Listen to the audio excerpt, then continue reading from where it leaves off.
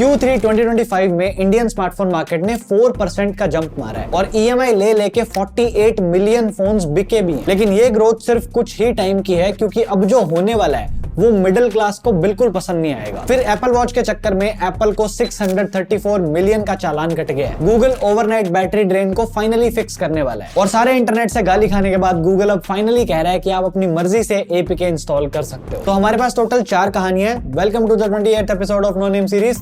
Indian smartphone market की हालत से शुरू करते हैं। देखो सीन ऐसा है, IDC की रिपोर्ट बोलती है कि इस क्वार्टर में 48 मिलियन फोन शिप हुए और 4% से ज्यादा की ग्रोथ हुई। सुनने में तो लगता है कि मार्केट बूम कर रहा है, लेकिन थोड़ा डिटेल्स में जाएं तो स्टोरी कुछ अलग ही है। ये जो ग्रोथ है वो 10 से 20 हजार वाली कैटेगरी से नहीं आ रही। पूरा का पूरा बूस्ट सिर्फ महंगे फोन से आ रहा है, क्योंकि इंडिया अब फोन्स पे लाख रुपए खर्चने को आम बात मानता है। अमेरिका क्या कहता था? तो इस बड़ी शिफ्ट को ज्यादा क्लियरली आप तब समझ पाते हो जब आप ब्रांड्स की परफॉर्मेंस को लाइन बाय लाइन देखते हो, क्योंकि वीवो फिर से क्लास का टॉपर बना है, ओप्पो और सैमसंग ने अपनी जगह सेफ रखी है और सबसे बड़ा जंप ऑब्वियसली एप्पल का है। एंड मैं बिल्कुल शॉक नहीं हूँ, क्योंकि इंडिया जैसा वैल्यू सेंट्रिक मार्केट अब आईफोन्स को पार्लेजी समझ के खरीद रहा है। महीने के 5 रुपए तो देने हैं। एप्पल का market share double digit cross कर चुका है और ये वही इंडिया है जो 3-4 साल पहले 50,000 के फोन को लग्जरी बोलता था। लेकिन सत्य ये है, जब प्रीमियम सेगमेंट ऊपर जाता है तो कोई सेगमेंट ऐसा होता है जो नीचे भी आता है, और वो मिड रेंज है। जो 35,000 से नीचे वाला प्राइस बैंड है वो अब डिक्लाइन में है। ये वही स्पेस है जहां सबसे ज्यादा इंडियंस फोन लेते हैं और आज यहीं पे अकाल पड़ रहा है। हालांकि एंट्री लेवल फोन्स यानी कि 10,000 से नीचे वाले जो होते हैं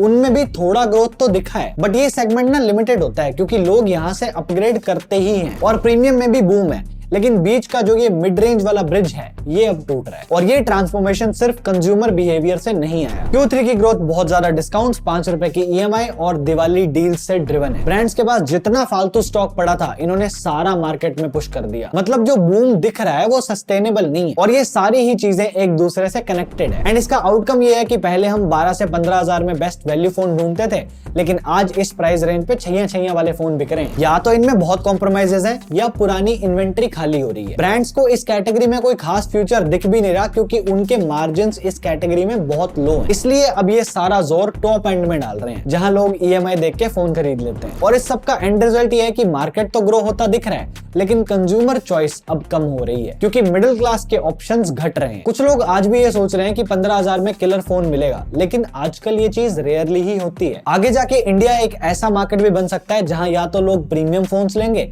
या बिल्कुल एंट्री वाले लेंगे।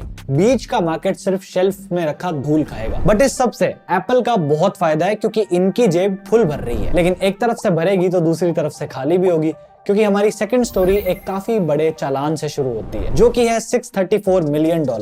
ये वो अमाउंट है जितने का एप्पल पे जुर्माना लगा है, क्योंकि एप्पल वॉच ने किसी दूसरी कंपनी की टेक्नोलॉजी का मिसयूज किया है। इस केस का बैकग्राउंड देखते हैं, क्योंकि वो भी थोड़ा इंटरेस्टिंग है। तो मसीमो करके एक टेक कंपनी है जो एडवांस्ड हेल्थ सेंसर्स बनाती है, जैसे ब्लड ऑक्सीजन मॉनिटरिंग वाले होते हैं वैसे। अब इनका क्लेम है कि एप्पल ने एप्पल वॉच के SpO2 फीचर में इनकी पेटेंटेड टेक्नोलॉजी को बिना परमिशन के कॉपी कर दिया। और आपने सुना होगा 2023 में एप्पल वॉच सीरीज 9 और अल्ट्रा 2 पे इंपोर्ट बैन लगा था, तो वो बैन इसी चक्कर में लगा था। अब एप्पल ने इस बैन को अवॉइड करने के लिए US के कुछ मॉडल्स में से ब्लड ऑक्सीजन फीचर को बंद भी कर दिया था। और 2025 में तो एप्पल ने सेंसर्स का डिजाइन भी चेंज किया है। थोड़ी बहुत प्रोसेसिंग भी वॉच से निकाल के आईफोन पे शिफ्ट कर दी, ताकि ये सारे लीगल ट्रबल से बच जाएं।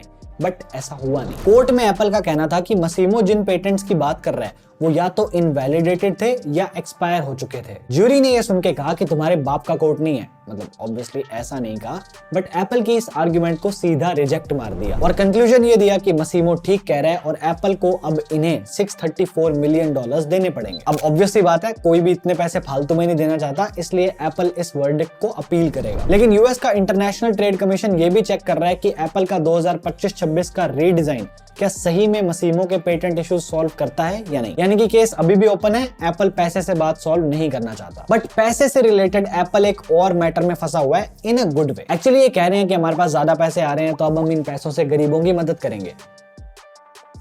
घंटा इन्होंने ऐसा कुछ नहीं बोला। कहानी ये है कि आईफोन्स के लिए अब सितंबर ओनली वाला लॉन्च साइकिल बदलने वाला है। 2026 के फॉल इवेंट में इनका फोकस होगा सिर्फ प्रीमियम फोन्स पे, यानी अगले साल सितंबर लॉन्च इवेंट में हमें 18 प्रो, 18 प्रो मैक्स और एक नया आईफोन फोल्डेबल देखने को मिलेगा। और उसके बाद स्प्रिंग 2027 में बेसिक मॉडल्स जैसे आईफोन 18, 18e और हो सकता है सेकंड जनरेशन एयर 2 आए। एंड आई थिंक एप्पल इस स्ट्रेटजी को फॉलो करेगा क्योंकि अच्छी है। ये शिफ्ट करना जरूरी इसलिए था क्योंकि एप्पल इंजीनियरिंग और सप्लाई चेन टीम्स पे लोड कम करना चाहता है, क्योंकि अभी की तरह सब कुछ एक ही सीजन में लॉन्च नहीं हो रहा, तो जो रिसोर्सेज हैं वो अच्छे से स्प्रेड हो जाएंगे और इससे एप्पल अपने पैसों को भी बेटर डिस्ट्रीब्यूट कर सकता है। अभी एप्पल को प्रॉब्लम ये हो रही है कि इनका मोटा मोटा पैसा एक ही क्वार्टर में आ जाता है, तो पूरे साल इसको गिनते गिनते इनके हाथ थक जाते हैं। तो अब इस नए सिस्टम से पूरे साल आराम से पैसा आएगा और आराम से गिनती भी होती रहेगी। चलो एप्पल का तो सही है, लेकिन गूगल भी कुछ कम नहीं है, क्योंकि रात को आपका फोन टेबल पे पड़ा धूल खाता है और सुबह उसकी बैटरी 70% से 60% पे आ जाती है। अब ये कहीं से नॉर्मल तो बिल्कुल नहीं है, बट ऐसा होता है, स्पेशली इंडिया जैसे मार्केट में जहाँ फ्री में मिल रही हर ऐप को लोग इंस्टॉल कर लेते हैं। टेलीग्राम पे तो मोड एपीकेस की रेडी लगी हुई है और इन फालतू की एप्स में बैकग्राउंड में फालतू के टास्क चलते रहते हैं, जिससे बैटरी ज्यादा ड्रेन होती है। तो गूगल ने अब फाइनली डिसाइड किया है कि इस इशू को फिक्स करते हैं। इसलिए 1 मार्च 2026 को प्ले स्टोर में एक नया अपडेट आ रहा है, जिसमें उन एप्स पे एक वार्निंग दिखेगी जो बैकग्राउंड में जरूरत से ज्यादा बैटरी खाते हैं, जिसका लेबल आप देख सकते हो बहुत साफ साफ लिखा हुआ है। अब बैकग्राउंड एक्टिविटी का मतलब सिंपल है, ऐप स्क्रीन ऑफ होने के बाद भी फोन को सोने नहीं दे रही, ये प्रोसेसर को फालतू में ही चलाए रखती है। तो अब गूगल ने इसके लिए एक प्रॉपर सिस्टम बनाया है। इसमें होगा ये कि अगर कोई ऐप एक दिन में 2 घंटे से ज्यादा की बैकग्राउंड एक्टिविटी करती है और ये पैटर्न पिछले 28 दिनों में कम से कम 5% यूजर्स के साथ रिपीट हो रहा है, तो वो ऐप ऑटोमेटिकली फ्लैग हो जाएगी। और सिर्फ फ्लैग नहीं होगी, गूगल उस ऐप की प्ले स्टोर विजिबिलिटी को भी कम कर सकता है, यानी कि वो ऐप अब लोगों को कम दिखाई देगी। इससे होगा ये कि डेवलपर्स को अब बैकग्राउंड ऑप्टिमाइजेशन को सीरियसली लेना ही पड़ेगा, क्योंकि अगर आपकी ऐप प्ले स्टोर में दिखेगी ही नहीं तो आपका रेवेन्यू इफेक्ट होगा, और अपना पैसा कम करना किसे ही पसंद है। और कंडीशन भी ऐसी रखी है जो ना तो इतनी स्ट्रिक्ट है कि हर ऐप ही फ्लैग हो रही है और ना ही इतनी सिंपल है कि किसी ऐप को कोई फर्क ही नहीं पड़ रहा, यानी कि बैलेंस सही है। और ये सिस्टम गूगल ने सैमसंग के साथ मिलकर 2025 में टेस्ट भी किया था, जहां इन्होंने रियल वर्ल्ड डिवाइसेस से डेटा कलेक्ट करके देखा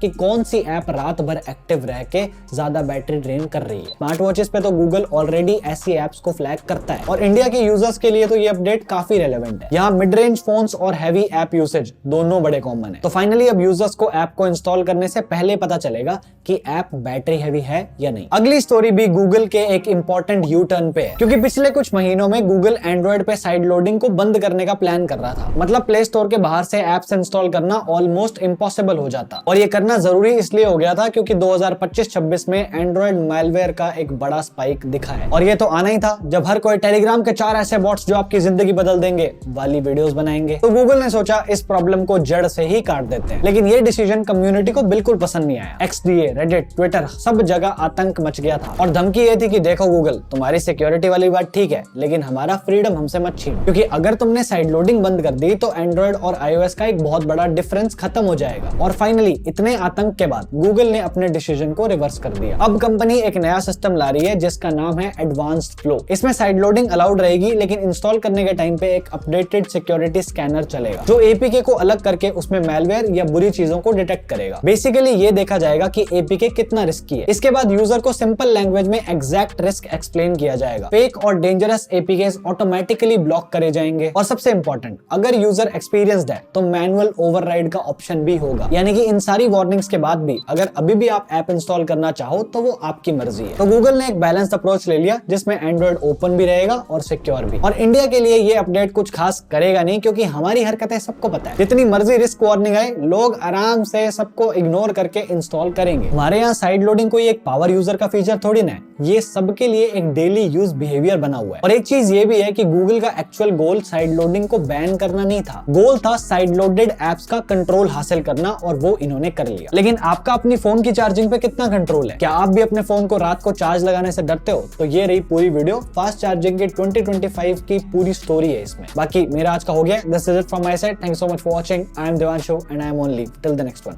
बाय बाय।